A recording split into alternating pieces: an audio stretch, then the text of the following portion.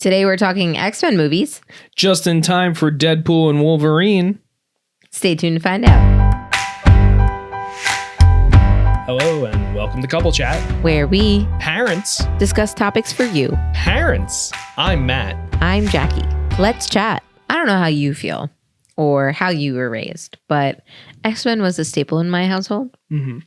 So I have had access to X-Men since I can remember. Comic books, cartoon, and the movies. Yeah. And I think that's something that not a lot of the fans could say, or maybe half the fans could say and half the fans can't say, just because you have a lot of younger fans right now who are interested in Ryan Reynolds, and you have a lot of older fans interested in X-Men in general. Yeah. So I'm excited to talk about our top three. That's what we're here today. We're here to talk about our top three movies. And yeah. And also, just general X-Men conversation. Yeah. Maybe we'll get into a little bit of what our expectations are for Deadpool and Wolverine and where we think X-Men are going in the MCU. Yeah. So Very exciting. I also kind of lived in that type of household. More so the show, the animated series. Right. I think that was a big staple in any 90s kid household. Yeah. For the most part. The comics, not so much.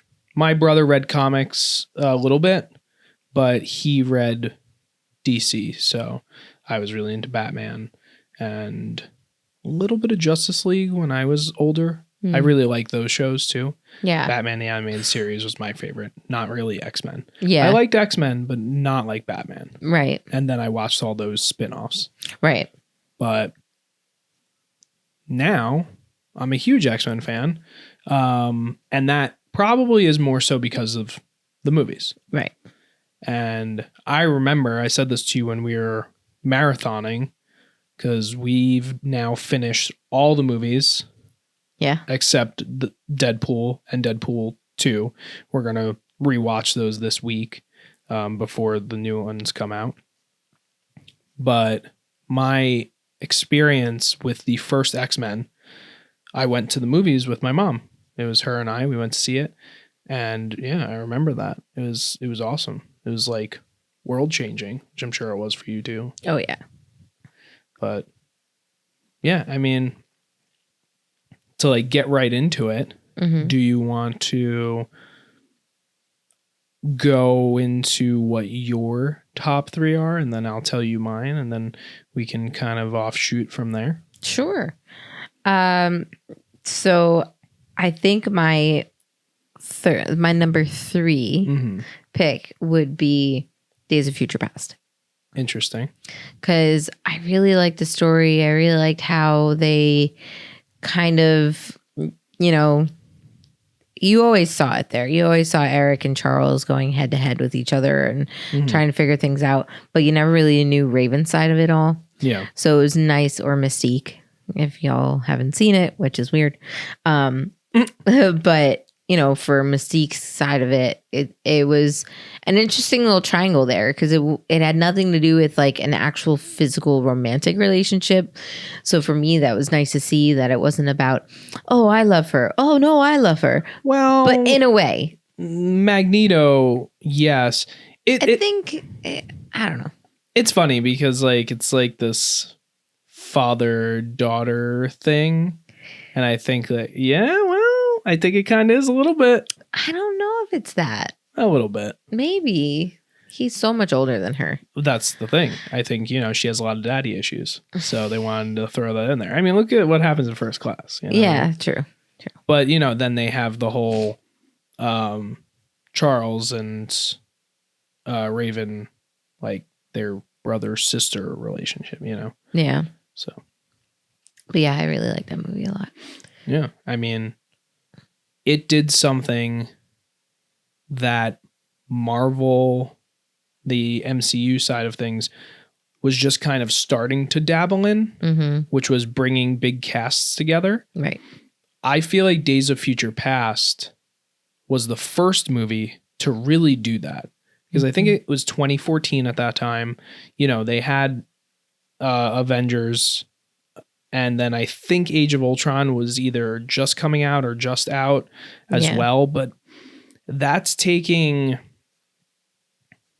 one hero from each movie and putting one group together. Right. I mean, X-Men is X-Men. They've been a group since the beginning, you know? Yeah. So you have all these great actors together. And I mean, in the original movies, those actors were babies and then grew to be great actors because of X-Men. Yeah. But this was taking two huge, more than that, because there were so many cameos and crazy appearances in that movie, just taking so many stars and smushing them into a movie together and making it work. Yeah. And it was brilliant. And it still is brilliant. I love that movie too. It's not my number 3 though. Gotcha. So then if we're throwing it back to me, my number 3 is Logan. I know that it's like not completely an X-Men movie. Oh, it's close enough. But the thing about it is, I love that it's kind of like the end of the X-Men, the Fox X-Men universe. Yeah. I think it's amazing that they really got to finish out that whole story. Yeah. Like, you know, things got a little convoluted. Last Stand wasn't really that fantastic. It fell off for a little while. Then they did First Class and they started that amazing prequel storyline. They brought it all together in Days of Future Past. But then like Logan is really the ending of that storyline. Right. You know, they allude to the fact that Xavier or Charles and Logan together because Charles can't control his powers in his old age, and Logan, like, I don't know if he was part of the deaths of the 7 main X-Men or whatever the case is. I think he can survive it. That's why he takes down Dark Phoenix, because right he can. So whatever Charles did, he couldn't kill Logan. Yeah, he survived. Yeah, so it's super tragic. But I think it's an interesting turn of events, and it's a very dark ending, but at the same time,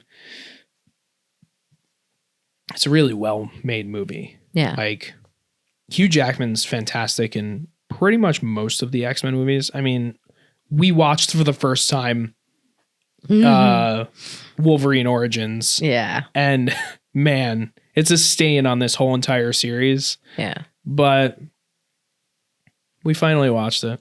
Yeah. But he's even good in that. Like, he's just always good. Yeah. So for me to say, oh, he was just so great and this was his best time playing Wolverine, I don't know, it's like hard to even say that. He's always great. But it was a different version of Wolverine for him to play. Right. And I guess that's what's intriguing about it and interesting about it. Mm-hmm. And why, after watching again, so that was the most recent one we watched. We watched it last night. Being today is Monday, we're shooting. It was Sunday. But we watched it last night, and I forgot how good and also how dark and violent it is, too. Yeah. Like, you've never really had that chance until Logan, and obviously Deadpool and Deadpool 2, but Logan is the darkest X-Men movie. Yeah. And yeah. And that's why it's my number 2. Oh, snap. Throw it right back to you. Yeah. So honestly, it's one of those things where I was like, man, this movie is just too damn good. Yeah. And I love that he got to not only reprise his role in that broken, like, why me? Why did I survive? Yeah. Character, but also that he could, like, kind of mirror himself and be like Wolverine in his prime, right? Because of this bio version of himself. And oh, you mean the X-24? Yeah, he got to play another version of himself, right? So like that's with, like, cool.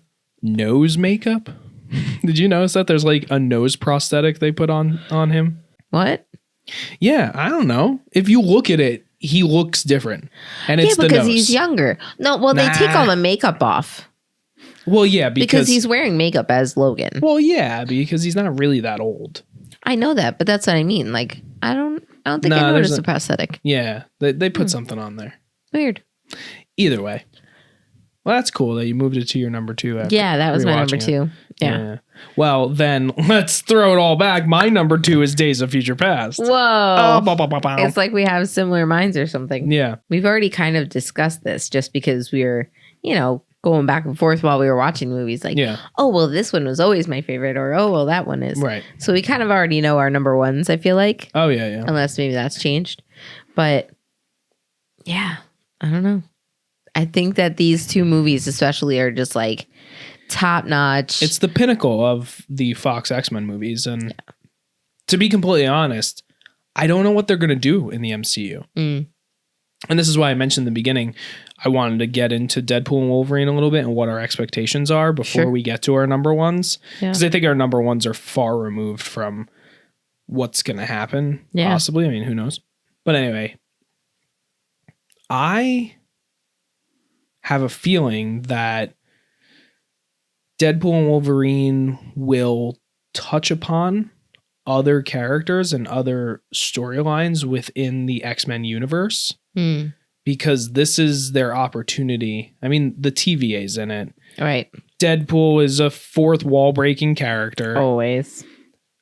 This is their opportunity to like shoehorn all this Fox content in there. Right. Without it being ridiculous or without us like rolling our eyes too hard, because Deadpool could just roll his eyes for us and make some goofy joke like, this isn't going to really work, but we're going to do it anyway because I said so. And this is Disney. Right. Yeah. Well, there's a joke in there that was in the trailers like, this is the most hardcore this is ever going to be Disney or something like that. Yeah. But yeah, so I'm kind of hoping that we get a Spider-Man No Way Home situation going on in this movie where like different versions of Wolverine. Well, you were saying that, which I think would be interesting. It would be so cool, especially because the fact that like they've hinted at it and like people have been like, oh, wouldn't this be great because he fits like the bill? And all of a sudden Daniel Radcliffe came out and he was like all ripped and like buff. Yeah. Like, why would you make Daniel Radcliffe buff if he wasn't a superhero? You're silly. And which superhero it's for another is he? Show. Wolverine. He's perfect. Yeah. He's short. He's athletic. He can do a lot of his own stunts and a lot of his own work. Yeah. And he's young enough to continue the legacy. Oh, yeah. Hugh Jackman's great. Please. For sure. By any means. Like this man is 60. Like, is he? He's old. Wow. Let's see. I thought you knew his age. He's 60. Hey, Google, how old is Hugh Jackman? 55 years old. 55. Well, that's mean. It's mean. He's Jackie. 55 and Ryan Reynolds is 47 years old. So, like, you need to kind of pass that mantle off. Like, he's been playing this role since Hugh Jackman has been playing this role since he was 32 years old. Yeah. That is a long time to be playing a superhero. And why not hand it off to the boy who lived? Honestly, though, I really think that it would be really cool to have multiple different versions come in, whether they're Deadpools or Wolverines or any of the X-Men. I mean, we've already seen it kind of spoiled or what is the word I'm looking at? What is the word I'm thinking of? Yeah, it's already been teased to us because of that end credit from the Marvels where Hank McCoy is there. So, like, they've already broken that barrier. Beast you're there. I know who Hank McCoy is. Well, you're saying what, though?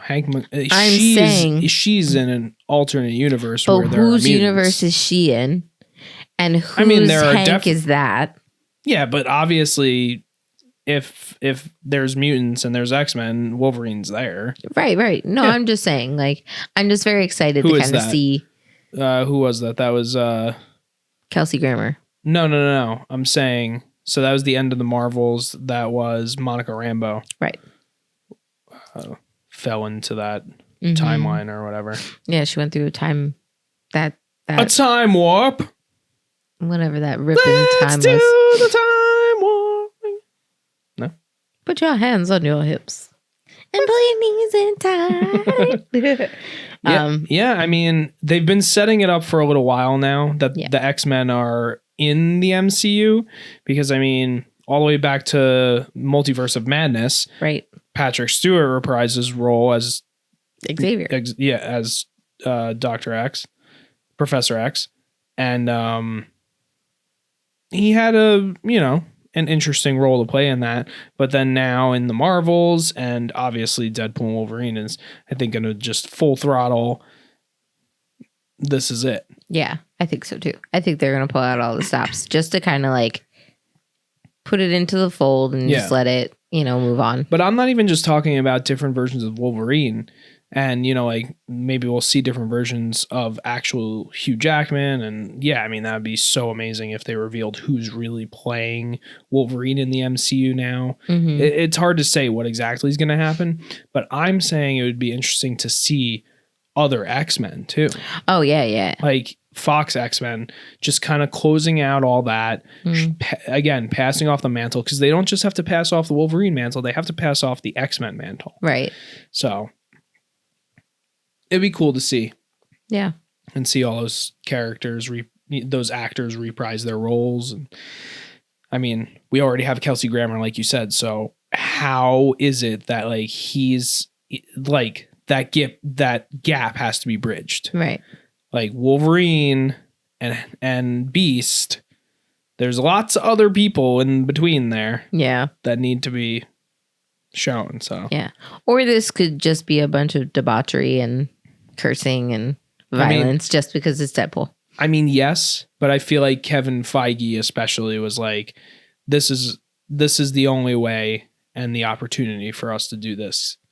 Yeah. Like, yes, we want to have fun with this movie, but at the same time, we want to take a serious step in bringing the X-Men in. Right. There's only one way to find out. Go see it. Yeah. Anyway, so your number one pick that kind of falls in line with characters returning? X-Men. Numero uno. The original one. Fox just did it right for me. Yeah. And I had that movie on repeat. Any chance I got to watch that movie, I watched it. Like, I always wanted to be Rogue. I always wanted the white strip of hair, even if like I could dye it. Oh my God. And she was someone I looked up to. I had seen her in a bunch of movies, Lifetime and X-Men. My God. What? Nothing. I didn't say anything. But I really love the whole movie. I mean, people hate me for it, but I think the casting's really great. Why are people hating you for it? I don't know. There are some people who hate on people just because they can. Mutants. Right. Mutant lovers. Mutant haters. But yeah, I just think the casting's really great, and just, I don't know, the story's very interesting. And what if that is a huge what if. What if Magneto could make it to where he could change all these naysayers into mutants and it would stick? Yeah. It'd be an interesting world where all of us were the same, which is kind of what he was going for. So yeah, it's quite interesting. I don't know. I love the premise. I love the Statue of Liberty part. Like, I don't know. My favorite part has always been the train station scene. Yeah, you said that. Well, it's the first time that Magneto and Wolverine meet each other, and Wolverine realizes like he has no defense against this guy. Yeah, he can't move. Yeah. And I always thought that part was cool. And then the whole thing where Professor X jumps into Sabretooth's mind, I think. Yeah. I don't know. That whole scene was cool. The thing that bothers me about it, though, is after watching all these X-Men movies, how does Logan not recognize his own brother? Let's not talk about Wolverine origins, Jackie. That's a big hole, though. Let's not talk about Wolverine origins, Jackie. Okay. I just don't think it matters. Okay. I just don't think. I mean, the timelines got reset because of Days of Future Past. Yeah, but that was also before the reset. Yeah. Chronologically, like Wolverine Origins was part of the original timeline, I guess. Right. But I don't even know. you can't take any of that into consideration because also how Deadpool was dealt with in that movie. True. I love that Ryan Reynolds gets to reprise his role though. It's just as the real Deadpool, as like actual Deadpool. Like Yeah. I'm very glad that Ryan got to like well, he do pushed. this the right way.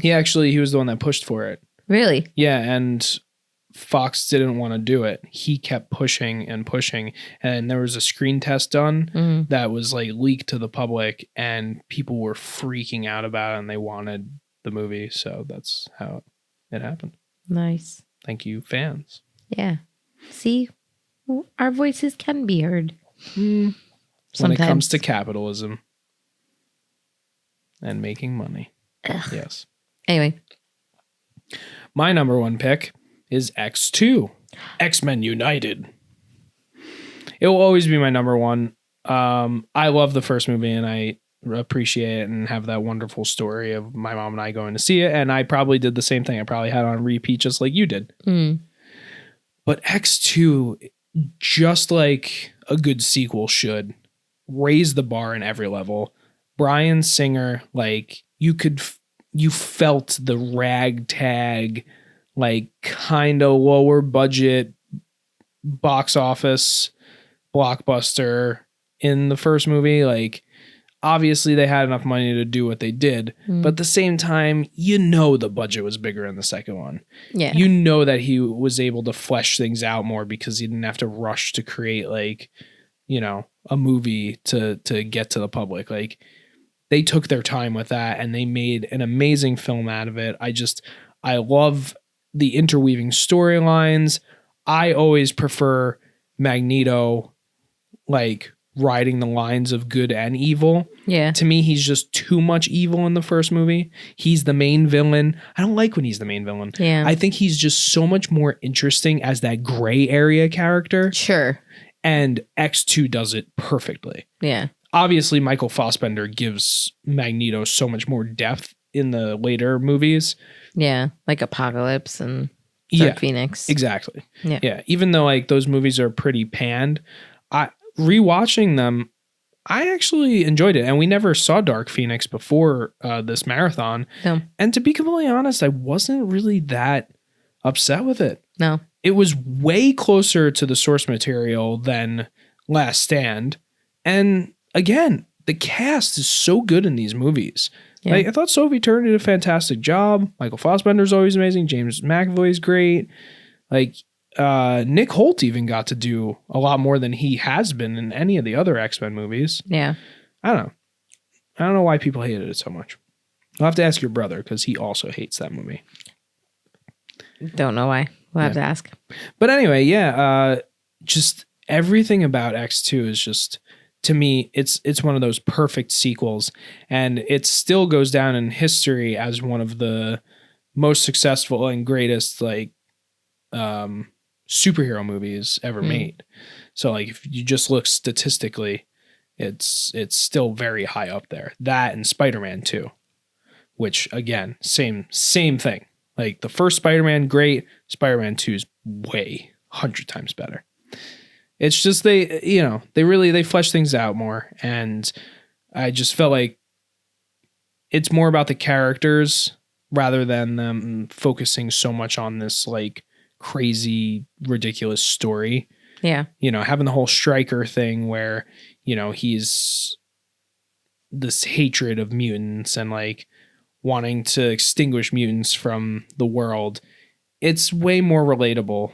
It's way more,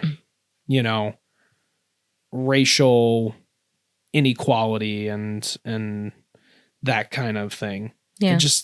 It makes more sense than, the other side. Oh, well, I'm a mutant and I'm going to make you all mutants. Yeah. Is that what Charles did before Logan? Like, did he, in one of his like brain tremors, maybe he was in Cerebro, he like found all the mutants and killed them all? Because they've been saying there have been no mutants for 20 plus years. Right.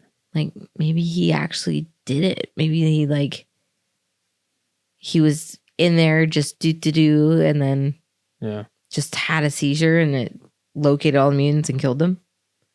I don't know. Could you imagine? Because he like doesn't know. He like doesn't remember what the incident is. And interestingly enough, like they don't go into depth because Logan doesn't want to talk about it. Right.